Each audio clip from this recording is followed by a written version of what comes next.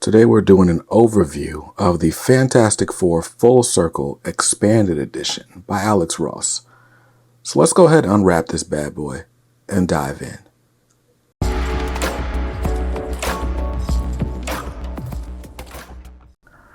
Welcome back to Comics Are Dope. I'm BJ Kicks, and this is my overview of Fantastic Four Full Circle, the Expanded Edition. This is written and drawn by Alex Ross. This is published by Abrams Comic Arts, and I bought this myself, but shout out to everybody involved for this book.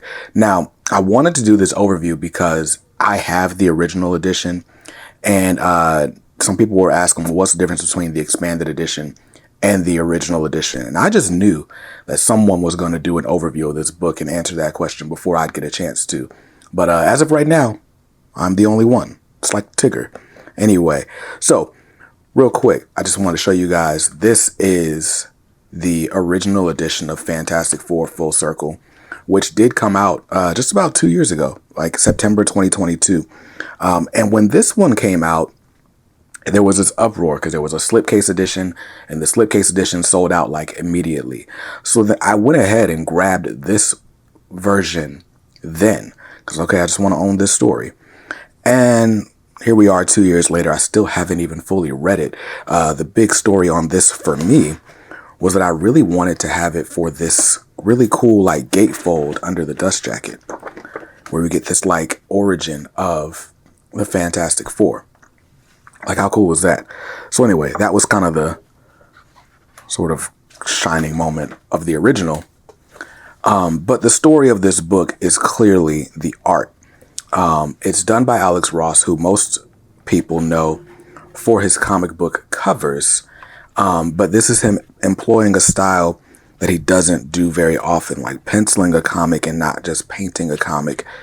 And man, like, this just feels like a masterpiece. It's like, I keep saying, this book is a must-have if you are an Alex Ross fan.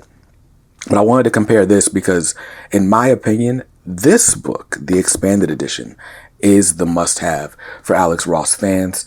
And just to kind of drive that point home, I just want to show you a few other Alex Ross books that I have that I'm glad to have standing next to this one. So this is my 30th anniversary deluxe edition of Marvel's. I think it was a 30th anniversary edition.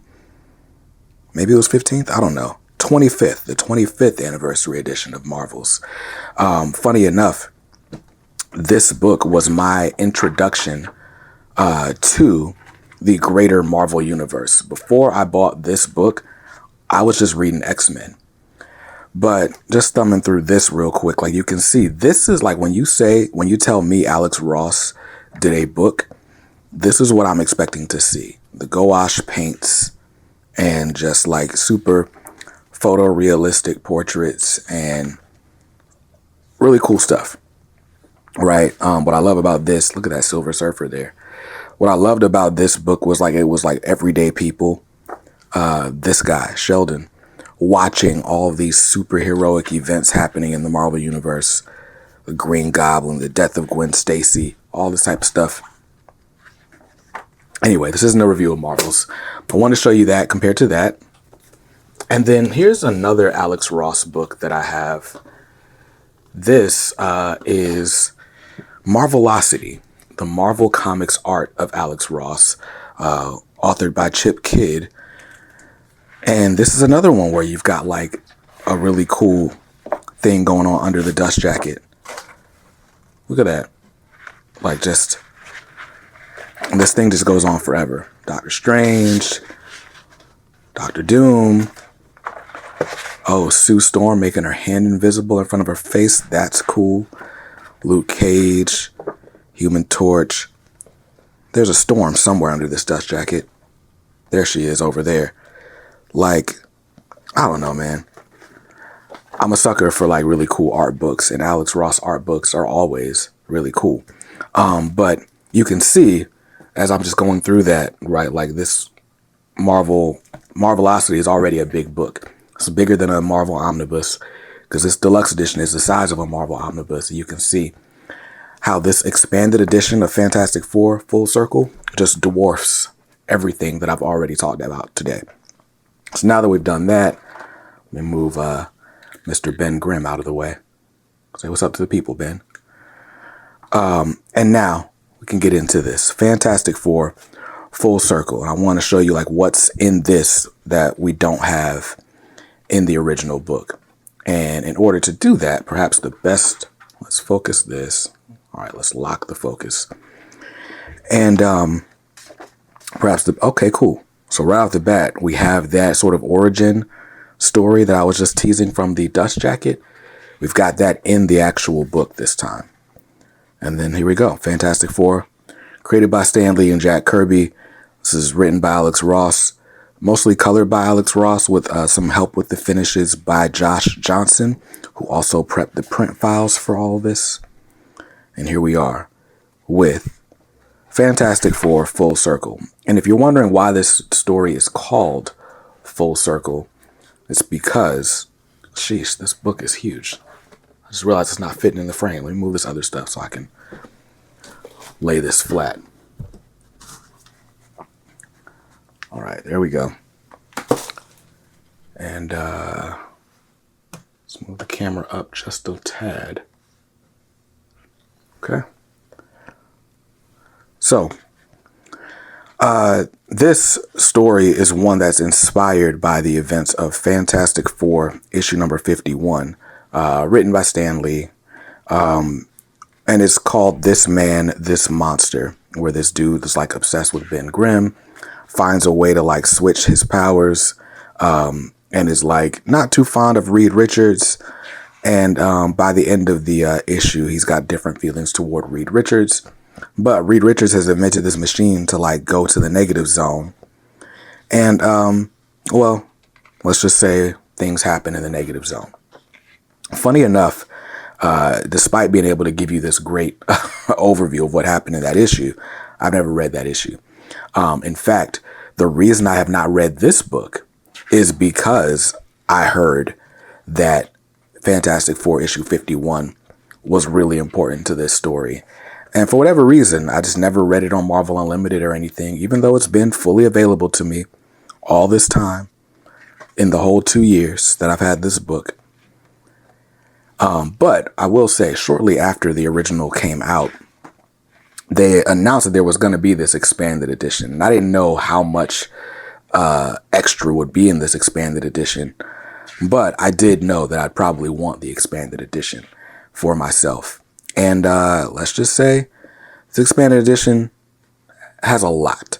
So I'm going to stop thumbing through the story, although you can see the story ends right here.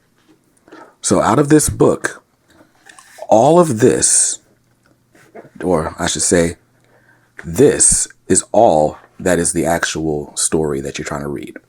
Just that, those few pages there. So here we are on page 65 of the expanded edition.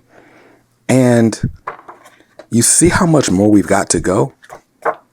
This is why I said this is a must-have if you are a fan of Alex Ross. So right off the bat, the extras are starting right here. We've got, first of all, this is a cover reproduction of Fantastic Four issue 51 made with like modeling clay or something. That's interesting. The first expanded edition, he said that as if it's going to be...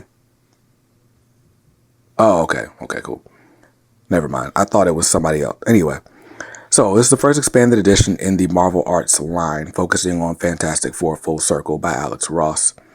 And he's giving a bunch of backstory as to what inspired him to write this book. This is Alex Ross with Jack Kirby.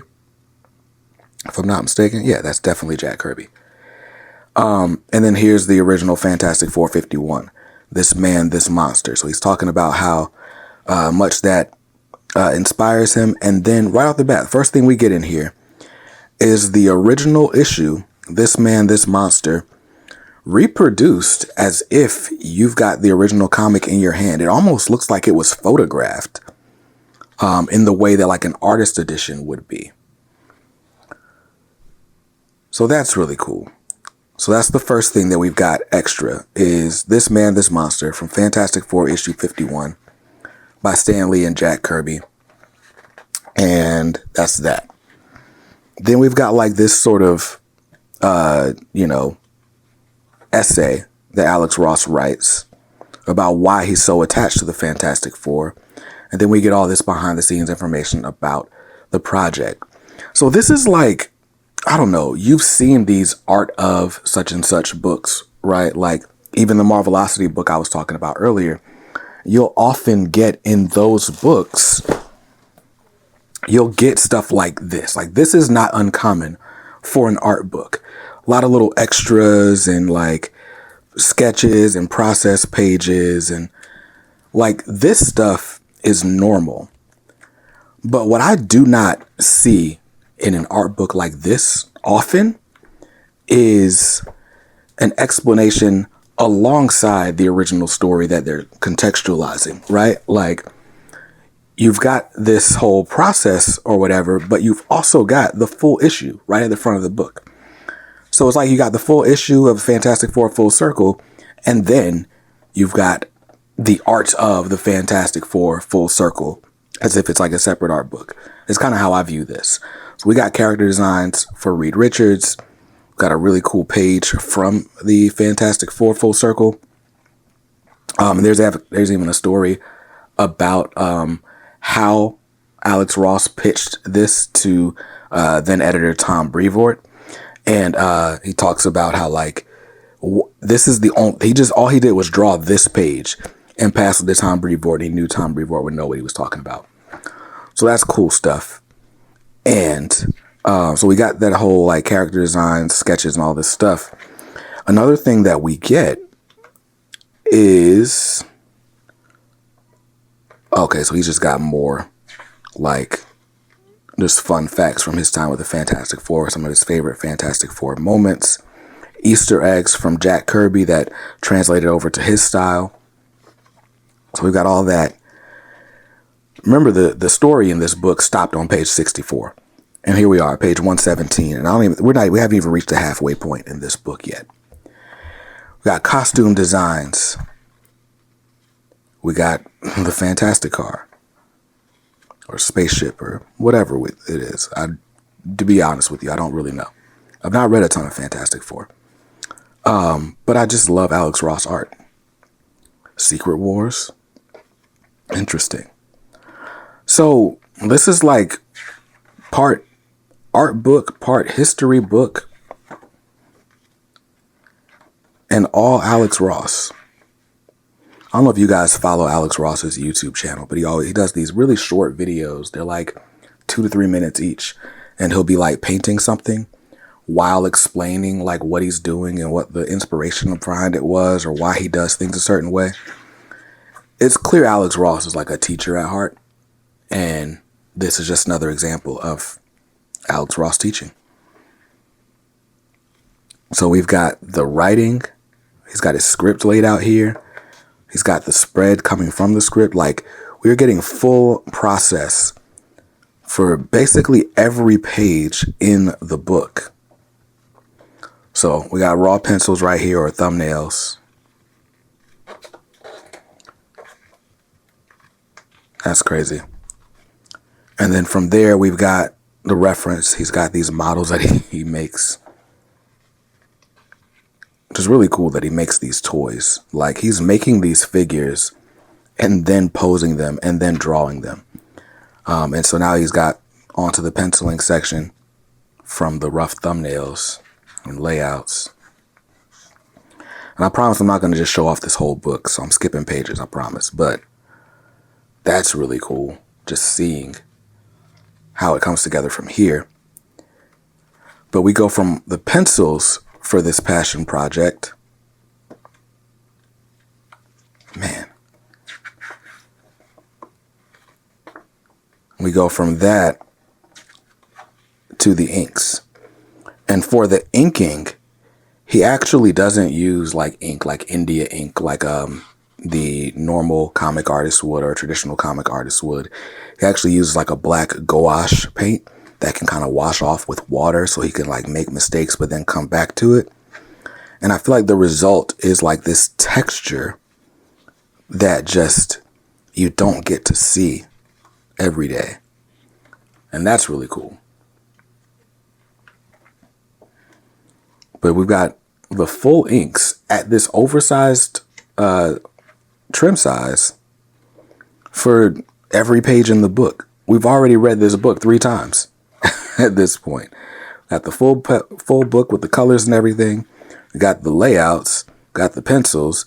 This is the inks. This is the 4th time.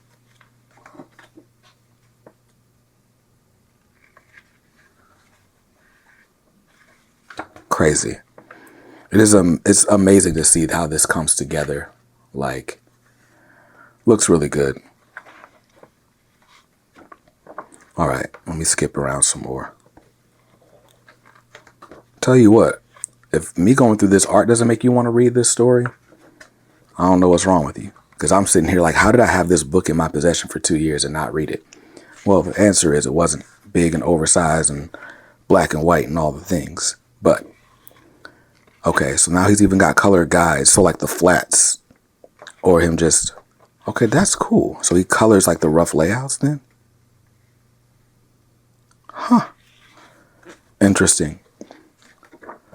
So I don't know if it'd be fair to call this book Alex Ross's magnum opus because he's done so much really great stuff, great work. Hold on, I'm gonna turn the light off. I don't like the way the light is catching on this book. Yeah, I'm gonna change the lighting 3/4 of the way through my overview. But I don't know if you can call this Alex Ross's magnum opus because he's done so much already in so many different disciplines. Like, you can think of Marvel's Kingdom Come, Astro City. Like, there's a lot of stuff that Alex Ross has had his hand in that could easily qualify as magnum opus material.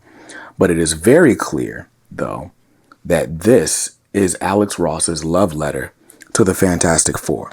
If you want to know how Alex Ross feels about the Fantastic Four, specifically, you buy this book. And it ends, the last little bit of extras is probably the extra I was most excited about before I saw the rest of it. But this is a full gallery of all of Alex Ross's covers from the most recent run of Fantastic Four. This run is still going, written by Ryan North. I think Alex Ross did 23 or 24 covers.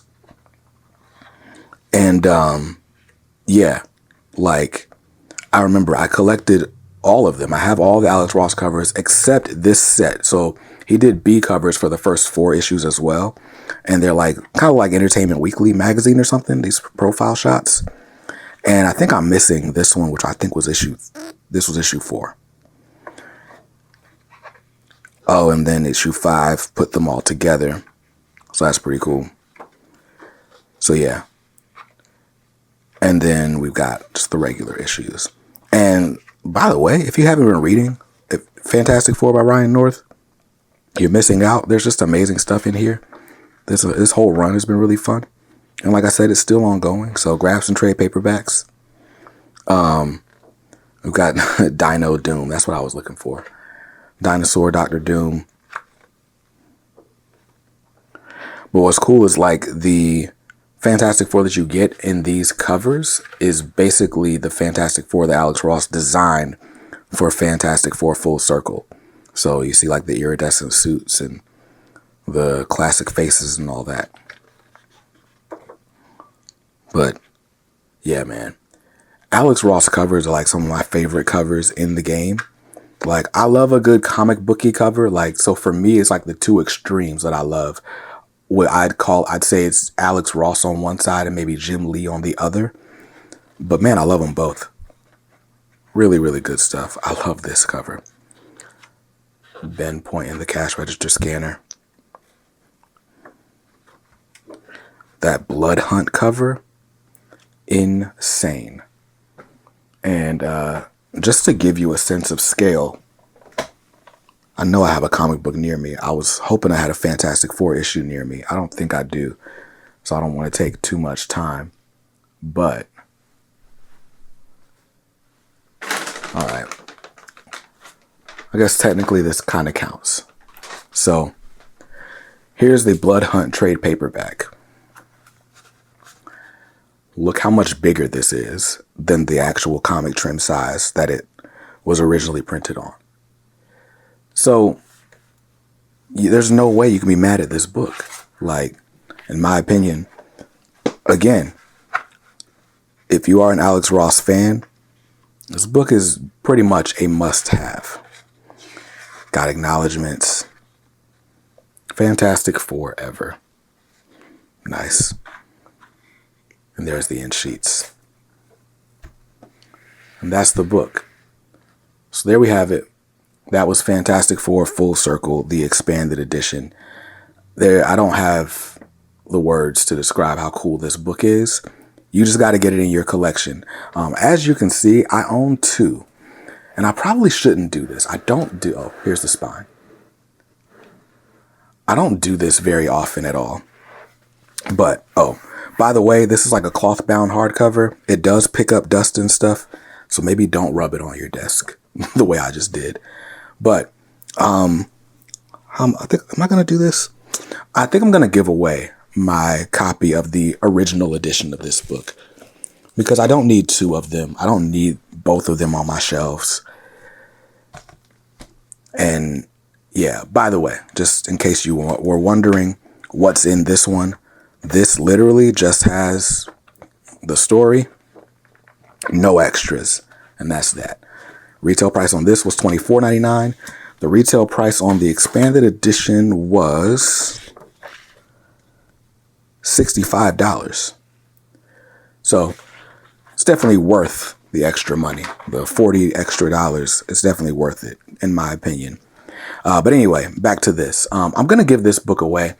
I don't know how I'm going to do it. So join our Discord server, join our Facebook group, and sign up for my email list. It's at thisweekincomics.com. And I'll make sure I post the rules to the giveaway in all of those spaces. I don't know if I'll do it for like channel members only or whatever. But whatever the rules I come up with, I'll let you know about. You'll have a chance at this book because it's just great. But with that said, this overview's been too long. I will see you in another one soon. Until then, stay safe, stay awesome, and read something dope today. Peace.